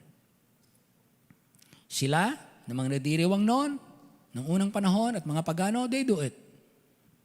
So mag-ingat po kayo na hindi kayo mag-naalipin ng mga tradisyon. Kung kayo makita ko na may mga Christmas tree sa bahay, hindi ko kayo pupunahin. Kung makakita ako ng maraming regalo ng exchange gift, hindi ko kayo pupunahin. Kahit ang mga teacher sa academy, naglalaro sila ng mga exchange gift at kung ano-anong libangan na ganyan, hindi ko pupunahin. Dahil hindi naman yung doctrinal. Hindi yung doctrinal. It's just a part of your fellowship to make the time enjoyable, more enjoyable. So enjoy niyo po yung tinatawag natin season. Pero yung kamatayan ni Kristo, all season po yan. Inaalala po natin yan. Linggo-linggo natin inaalala yan. Pinapangaral natin yan. Araw-araw, pag nag-share tayo ng gospel, Christ died for you. Hindi mo laging sinasabing, Christ was born for you. Hindi sinasabi yun. Christ died for you. Bakit yun ang gospel eh? Yun ang aral ni Kristo. At yun ang idinidiin niya, I gave myself. I shed my blood. Kaya alalahanin natin ito. Ang Lord's Supper ay hindi po malungkot na pag-alala, kundi ito po ay matagumpay na pag-alala sa matagumpay na Kristo. Kaya nung kanyang ibigay yung tinapay at itaas niya yung alak, anong sabi ng Bible? He gave what? Thanks. Pupunta siya sa krus, mamamatay siya, alam niya yun ang pupuntahan niya, tapos ang sabi niya, salamat, Ama. Pasalamat. Sino magpapasalamat sa inyo nung pupunta kayo sa krus na gano'n, ipapako kayo? Salamat, ipapako ako sa krus. Hindi eh. Hindi gano'n. Ang pinasalamatan niya, salamat sapagkat narito na yung katuparan ng ating plano. Tutuparin ko ito. Salamat. Makakapunta ako doon. At ang tinitingnan niyang kagalakan sa unahan, yung kaligtasan ninyo at yung kaluguran ng Ama sa Langit. May babalik muli ang ating kaluluwa sa kapitan ng ating buhay. So mamaya, be here. Let us enjoy and let us rejoice in the presence of God sa Lord's Supper, being the host. Kanya itong paanyaya sa atin. Ama naming Diyos, salamat po ng maraming sa umagang ito. Pinupuri ka namin. Muli naming magagampanan ang Lord's Supper, kagaya ng pagganap ng maraming simbahan na mga nagtatapat po sa inyo. Patawad po, Panginoon, kung kami, ang aming mga magulang, o ang aming mga ninuno, ang mga nauna sa aming mga Kristiyano, o mga leader, na waglit na lihis, ipinagamit ang simbahan sa iba't ibang paraan. At hindi ipinaubaya na ikaw lamang ang gumamit ng dalisay, parang aming mga buhay at ang buhay ng pinakabata, pinakamatandang membro ng simbahan, hindi ginagamit ng tao, kundi ginagamit ng Diyos. Hindi aming plano, hindi aming ambisyon, hindi aming vision, hindi aming goal ang mahalaga. Ang mahalaga po yung ikaw ang naglagay sa puso ng iyong mga anak. Galing sa iyong salita, galing sa mabuti, galing sa iyong kalooban. Salamat po sapagkat narito kami ngayon. Matatapos na po ang taon. Kalahati na ng buwan, ng huling buwan ng taong ito. Salamat po sa maraming araw, more than 300 days. About 350 days. Iningatan mo kami bawat araw. At sa bawat sandali ng bawat araw na yon, bawat oras ng bawat araw na yon, bawat pangyayari ng araw na yon, bawat ligaw na bala ng araw na yon, bawat aksidente ng araw na yon, bawat sakit o salot o sumpa ng araw na yon, hindi po nanaig sa amin. Kaya kami nakatawid, kaya kami narito ngayon, dahil mo. Hindi dahil kami malalakas, hindi dahil kami maiingat, hindi dahil kami magigiting, kundi dahil ng inyong kabutihan. Meron kang batas na kapag aming sinunod, maganda ang nagiging resulta. Dahil ikaw ang nagpapala at ikaw ang nagpapapangyari. Salamat po sa umagang ito. Lahat kami nawa na narito, may katiyakan na ng langit. At kapag kami nakaranas na ma-born again, kami nakaranas na maligtas, pwede kami mag-partake ng Lord's Supper, lalo na kami nabautismuhan, naging membro ng simbahan, dahil ang simbahan ang nagpe-pledge ng kanyang loyalty sa head ng church. None other than the Lord Jesus Christ. Salamat po sa aming mga tatay, mga nanay, mga kabataan na nagmahal po sa iyo. We are not perfect. Gabayan niyo po kami magmula sa pastor hanggang sa pinakabatang membro. Kailangan namin lagi ang leading ng iyong Holy Spirit sa amin. Kailangan namin laging sundin ang Lordship ni Christ. Kailangan laging naming sundin ang will of our Father in heaven. Salamat po sa inyong mga anak. Ikaw na po magpala at tumugon sa pangangailangan ng bawat isa, magpagaling ng mga may karamdaman sa pangalan ng Panginoong Hesus. Habang nakatungo po, habang nakapikit, bigay ko lang po ng kaunting paanyaya, mga minamahal, na mga narito. Maliwanag po, ang Lord's Supper ay pag-aalala na si Kristo ay namatay para sa atin. Sa ikapagpapatawad ng ating kasalanan. Alam ni Kristo na kung hindi niya babayaran ang ating kasalanan, mga minamahal, lahat tayo magbabayad sa impyerno. Pero dahil si Kristo ay may kaukulang pambayad na ibinigay at ipinrovide, kung ikaw lamang ay magsisisi ng kasalanan ngayon, at kung ikaw lamang ay magtitiwala at tatawag kay Kristo ngayon para tanggapin siyang tagapagligtas, ngayon din, yung kabayaran sa kasalanan mo, ibibigay niya ng buo sa iyo.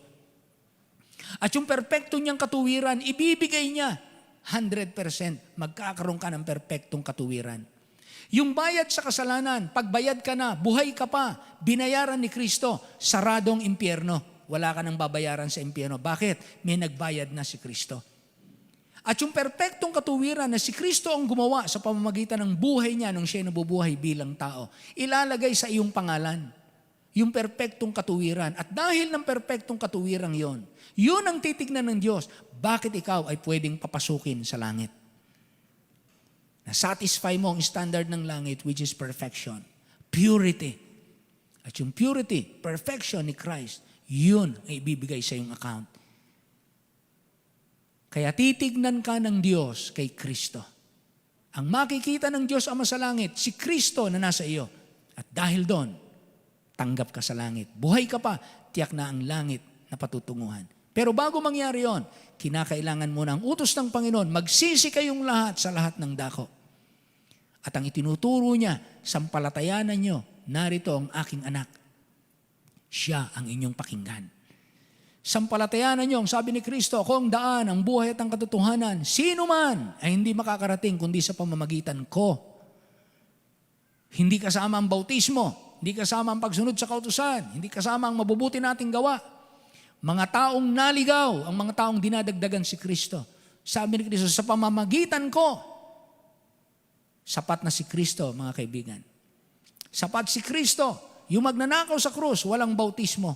Yung magnanakaw sa krus, hindi tagasunod ng 10 utos. Yung magnanakaw sa krus, pusakal na mamamatay tao. Pero bukas ang langit sa kanya. Isinama ni Kristo, buhay pa siya. Alam niya na bago siya magpikit ng mata. Alam niya na, pinangakuan niya siya ni Kristo. Ngayon din, kakasamahin kita sa paraiso. Kaibigan, kung narito ka, wala kang katiyakan pa ng langit, may nag-imbita marahil sa iyo. Pagkakataon mo ito, huwag mong sayangin.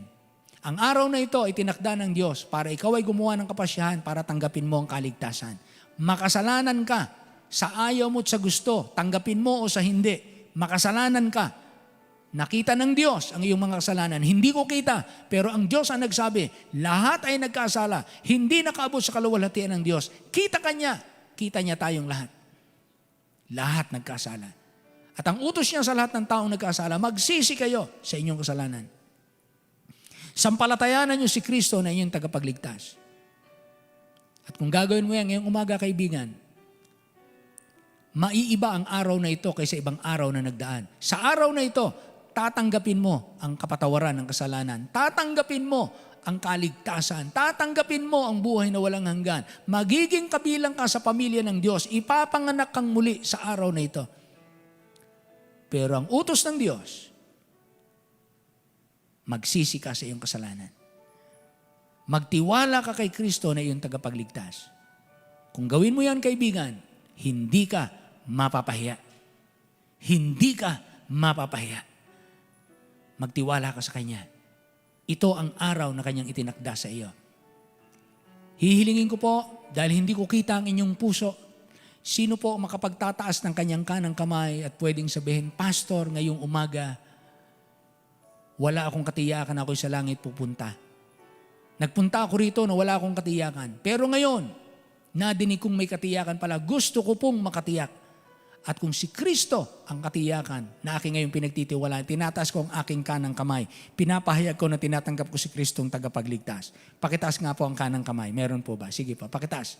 Pakitaas po. Meron po ba dito ngayong umaga? Yung hindi katiyak na sa langit ka pupunta pag ikaw ay namatay. Marami ka ng Paskong dinaanan. Marami ka ng bagong taon na dinaanan. Marami ka ng birthday na dumaan. Marami ka ng simba, panalangin na ginawa. Pero wala kang katiyakan ng langit. Sa umagang ito, yung katiyakan ng langit ang binibigay ni Kristo. Higit po ito sa ginto, higit ito sa pilak, higit ito sa pera, bahay, lupa, at kung ano-ano pa man. Ang kaligtasan ng iyong kaluluwa, minsan lang yan. Pag ikaw ay namatay at pumunta ka sa impyerno, hindi mo na mawawala. Hindi ka na mawawala doon. Ito na yung pagkakataon bago dumating ang kamatayan. Naway wag pang dumating ang kamatayan. Pero hindi natin alam, dapat lang po lagi tayong handa. Anytime na ako'y mamatay, alam ko na, nakasigurado na yung aking kaluluwa. So kaibigan, ikaw ba'y tiyak na sa langit pupunta? 100% na tiyak ang sa langit ka pupunta. Pastor, gumagawa po ako ng mabuti. Hindi po ang tinatanong kung gumagawa ka ng mabuti. Lahat tayo gumagawa ng mabuti. Pero ang tanong, perpekto ka ba para tanggapin ka sa langit? Kung hindi ka perpekto, si Kristo ang kailangan mo. Si Kristo ang perpekto. Siya lang ang pwedeng magligtas sa iyo. Tanggapin mo siya ngayon. Pagtiwalaan mo ng buong puso, hindi ka mapapahiya. Pakitaas ang kanang kamay. Sabi ni Kristo, pag kinagkahiya mo ako sa harapan ng mga tao, ikakahiya din kita sa harapan ng aking Ama. Kaya huwag kayong mahiya, huwag niyo ikahiya si Kristo. Pakitaas lang po ang kanang kamay kung sino po ang gusto. Wala kang katiyakan ng langit, tanggapin mo si Kristo ang tagapagligtas, tanggapin mo ang kanyang pagliligtas sa umagang ito. Pakitaas po ang kamay. Meron po ba? Just raise your hand. Meron po? Pakitaas ang kamay. Kaliwa, kanan. Hand. Just raise your hand. Meron po? Meron po ba? Okay po. Kung tayo lahat ligtas na, purihin ng Panginoon. Be thankful to God. Ang maraming Diyos, salamat po. I-bless niyo po ang bawat isa. Tayo pong lahat ay tumayo at umawit po tayo. Awitin po natin yung He gave Himself. Ha? He gave Himself. Yan, napakagandang awitin po niyan. He gave Himself.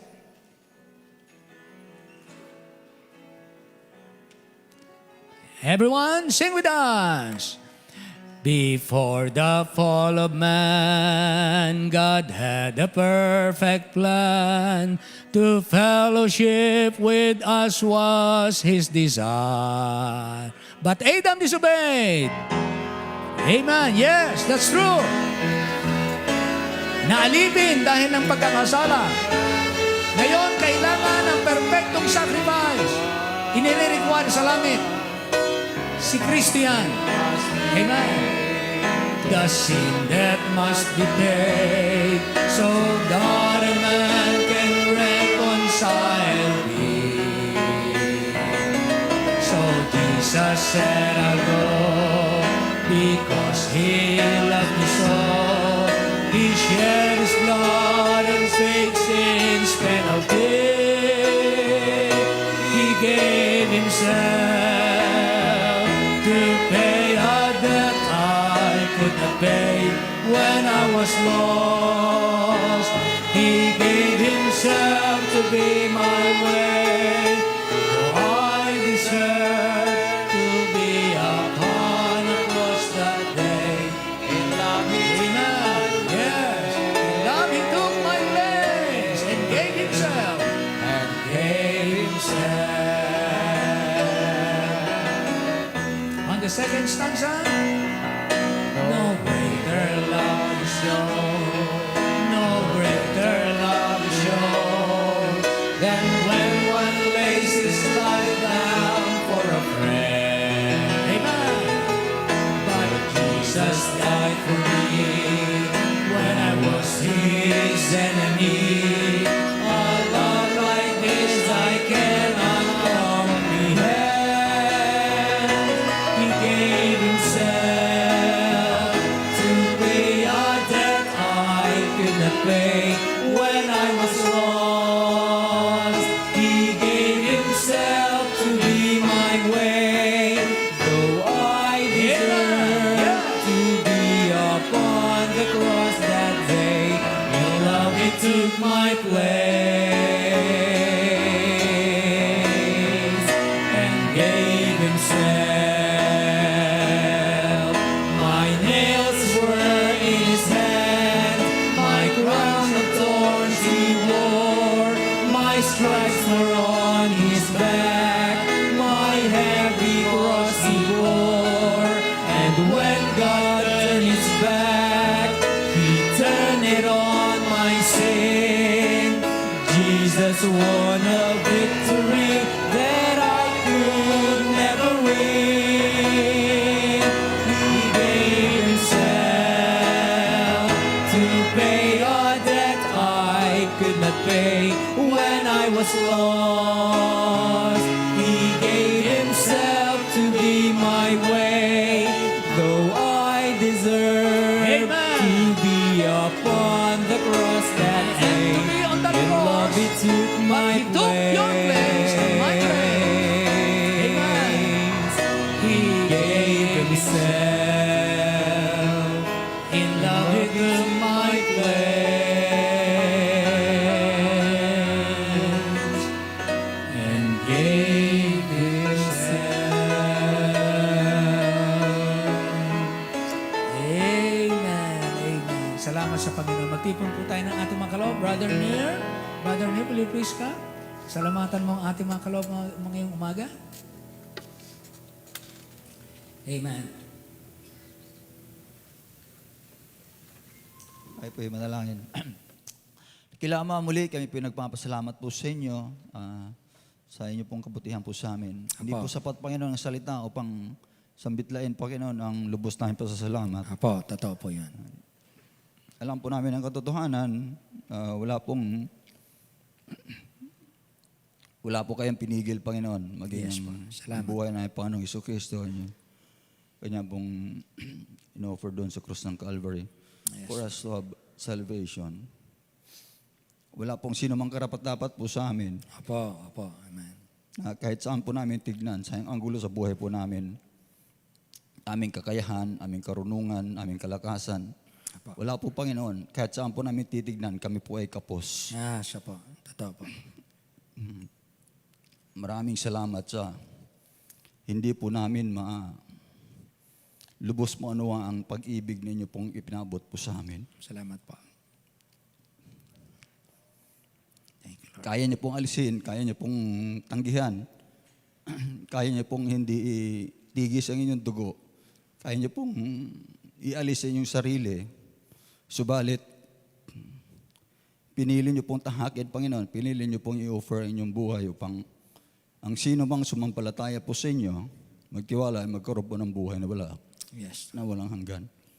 Kasama po kami doon. Yes, thank you, Lord. We enjoy life. We enjoy the church. Thank you po, Lord. We enjoy your blessings. Salamat po. Maraming salamat. Nawa Panginoon ay in return,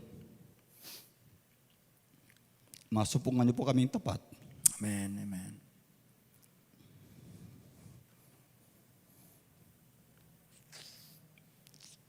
I-bless niyo po Panginoon ang lahat ng kaloob.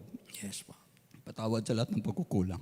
Yes po. Ito po yung samot na langin, tangya sa pangalan ng Panginoong Hesus. Amen, amen, amen, amen. Makaupo na po tayo. In the presence of Jesus the Nazarene, and wonder how he could love me, a sinner condemned unclean. How marvelous, how wonderful, and my song shall ever be. How marvelous, how wonderful is my Savior's love for me. For me it was in the garden, he prayed, not my will but thine. He had no tears for his own griefs, but sweat drops of blood for mine. Oh, how marvelous, oh, how wonderful, and my song shall ever be. How marvelous, how wonderful is my Savior's love for me. Amen, amen. Okay po, gusto kong batiin natin yung mga bagong kasal. Bagong nagpaalam sa pagkadalaga at pagkabinata. At sila'y pumasok na sa pagiging adult, another level ng buhay at kagalakan sa buhay at paglilingkod. Patayuin po muna natin, ikinasal sila ng December 7. Brother Paul, Joseph, and Sister Daisy Bawan. Sister, pagkatayo, Mr. and Mrs. Bawan, asan si Brother Paul? Nandun siya, ha? Sige, mamaya. Sige. Okay, thank you. Congratulations. At yung pinaka may mas sariwa pang kasal, ito na may kinasal itong December 2 days ago lang. December 13, Pastor and Sister, Pastor Janelle and Sister Millicent Habulin. Pakitayo na, Mr. and Mrs. Habulin. Asan ang Mrs. mo? Ayun. Siya yung Mr. ang naroon. Ikaw naman yung Mrs. ang naroon. Amen. So, salamat po. Palakpakan po natin sila. Welcome uli sa buhay may asawa. Buhay pagpapamilya. More blessing to you. Okay po, awitan natin yung mga nag-celebrate. Yes. Oh, okay. Wow, amen. Okay, meron tayong kapatid na susunod sa tuwing ng bautismo. Alam niyo po ba na ang misis nito, itong dalawang to, ang misis nito ay secretary ng Pope. Ang misis, secretary ng Pope. They resigned. At nakasumpong ng pananampalataya, ngayon po ay babautismuhan natin yung kanyang asawa. Sila, mag-asawa ba to? Mag-asawa na pala. Amen. Purihin ng Panginoon. Sige. Saksihan natin ang pagsunod sa tubig ng bautismo. Neo, dahil sa pagpapayag mo ng pananampalataya sa ating Panginoong Hesus, binabutismo kita sa pangalan ng Ama, ng Anak, ng Espiritu Santo.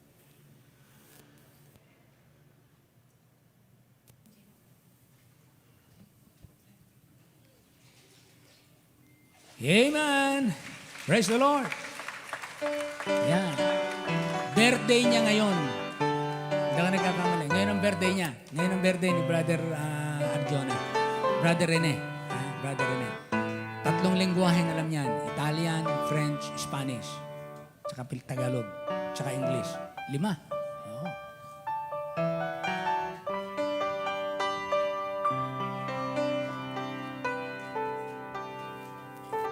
Yan. Praise the Lord.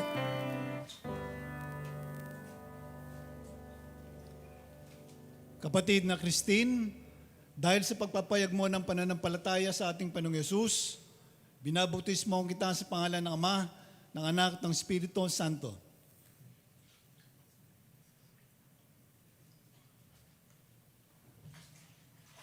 Amen. Praise the Lord. Welcome, mga kapatid. Purihin ng Panginoon, ano? Hindi madali, hindi maliit yung kanilang iniwan. Pero matapang na hakbang ng pananampalataya. Amen. Okay po. So, salamat sa Panginoon. Birthday celebrants naman. Sino yung mga nagdiriwang at Ayan, anniversary? isang mapagpalang araw po sa ating La Church. Ngayon ay may mga kapatiran tayo nagdiriwang ng kanilang mga kaarawan. Mangyari lamang po kapag narinig po ninyo ang inyong pangalan, inaanyayahan po namin kayo dito sa harapan para kayo po ay may panalangin at maawitan. Amen. Marahil kayo po ay nanonood online. So, amin po kayong binabati ng happy birthday. So, happy birthday po kina Brother Christian Evangelista, Amen. Christian, andito ka ba? Brother Randy Brother Edquila, Randy, happy birthday. Sister Faith Nanood ka? Tango, Sister Faith. Sister Diana Salmorin, Aha. Brother John Aldwin Cruz, Brother Aldwin. Pastor Jaime Dakotanan, Yun, nasa iba na. Brother Rene Arjona, Mhm. and Sister Maika Dakotanan, Wow. Brother Monching 42, Brother Monching. Sister Estrelvira Francisco, Brother Mark Luke Villadolid, Mark Luke. Ayan. And happy anniversary po kina Brother Rick Jason and Sister Vanessa Amen. Amen. Alulod. Wow. So Praise atin the pong Lord. hilingin si Brother Sammy upang siya pong manalangin sa may mga kaarawan. Sa may kaarawan. Amen. Yes. Yan, lahat po na nataog na pangalan, punta na po tayo dito sa harap. Ayan, yung mga naririto po ngayong umaga, aawitan natin sila. At yung mga wala ay kasama na kayo sa aawitan. Alright, sige, awitan natin. Ito pa. Atin po si silang Mark Luke. awitan ng Once Again Has Come Your Birthday. Ready now? Clap your hands. Sing! Once again has come your birthday. Once again the time has come. What a lovely gift from Jesus. He has given you one more year. Happy time, your birthday. Happy time this year. What a lovely gift from Jesus. He has given you one more year. Happy birthday to you. Happy birthday to you. May each day of the year, may you feel Jesus near. Happy birthday to you. Happy birthday to you. And many more years to come. Marami. Yan. Amen. Prayer request. Christian. Kalakasan na kay mother. Ano yan? Ano yan? Ano yan? Kalakasan na kay nanay po. Ay, yung nanay niya, pag-pray. Palakarin? Kalakasan. Kalakasan. Okay. Amen. Salamat po, Church, sa pagbati. Magandang umaga po sa inyo. Ang pre-request ko po ay patuloy na magtapat po sa gawain dahil sa church, sa pamilya, dahil wala po tayong choice. Thank you po, Church. Prayer request ko po is yung career po, pagtatrabaho, and yung spiritual growth din po, and safety rin po ng family. Good health din po. Thank you. Amen. Amen.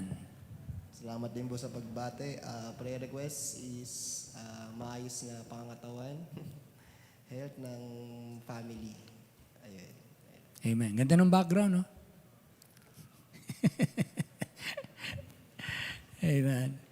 Blessed talaga to si Mark Luke. Oh. Tayo po ay pumikit at manalangin para sa po sa may mga karawan. Amen. O Panginoon Diyos, na pakayarihan sa lahat, pinupuri ka namin sa araw ng mga dumarating, lalo na sa mga kapatiran celebrate ng kanilang kaarawan.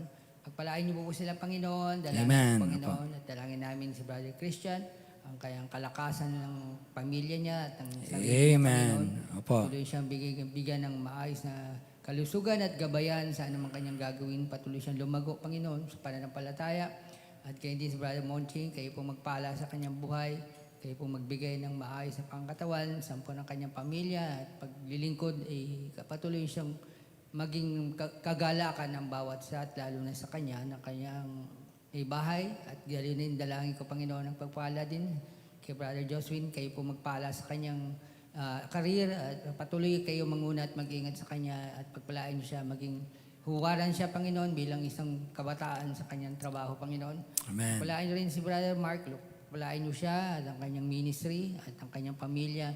Maayos sa kalusugan at pag-iingat, gayon din sa kanyang anak at sa kanyang may bahay, Panginoon. Amen. Pagpalain niyo rin, Panginoon, ang aming kapatiran na wala rito na nag-celebrate ng kaarawan.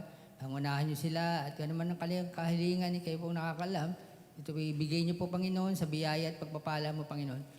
Dalangin namin ito, Panginoon, sa pangalan ni Jesus na aming tapagligtas. Amen.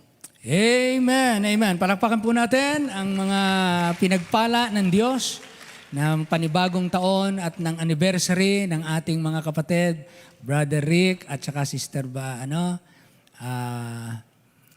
Vanessa. Salamat ng marami sa taon na binigay ng Diyos. Tayo po'y tumayong lahat at mamaya po 2:00 magsama-sama po muli tayo. Salamat sa lahat ng nakarating. Pinupuri natin ang Panginoon. Yes. 4:00 po ang panambahan mamaya. Para hindi tayo masyadong mapaga, maghabol ng 4 tayo magsisimula, 4 to 6, and then 6:01 simula ng ating Lord's Supper. So, 4:00 mamaya, huwag kayo magpunta ng 2:00. 4. Bago mag-4, narito na tayo. Amen? Ama naming Diyos, salamat po ng maraming sa umagang ito. Ikaw po ang nagpala sa aming buhay. Napakapalad po namin sa aming bansang Pilipinas. At napakapalad po namin dito sa aming simbahang ito dahil ang katotohanan ay tinuturo namin ng buong katuwiran, buong pagmamahal, buong pagpapasakop sa inyong kalooban. Kagaya din naman ng mga anak mo sa iba't ibang dako na talagang naninindigan sa katotohanan na kahit sa huling araw na ito na maraming sumisira sa mga simbahan, nagtatanim at naghahasik ng mga iba't ibang maling katuruan, kami po kasamang iniingatan mo at nananatili kami sa dalisay na Ebanghelyo at naninindigan. Salamat po sa mga nagpapatuloy at dalangin naming dumami pa. Tumawag ka pa po ng maraming mga ngaral, magtawag ka pa po sa loob at labas ng aming bansa, magligtas ka pa po ng aming mga mahal sa buhay, mga kamag-anakan, kaibigan, katrabaho, kakilala, kababayan, kapwa-tao. Dalangin namin, ikaw po ang gumamit sa amin, maligtas po ang marami pa. Maitayo ang maraming simbahan at marami pang tahanan ang pagharian mo para maraming tahanan na maging masaya sa buhay na ito at may pag-asa ng langit, buhay na walang hanggan sa piling mo. Ito po yung aming dalangin. Ibalik mo kami mamaya 4:00. Panambahan muli sa pangalan lamang ng aming Panginoong Hesus. And all the people, Amen, amen. Maraming salamat po. Shake hands with one another. Sa mga naka-online, salamat po sa Panginoon at ihatid namin sa inyo ang kagalakan yan.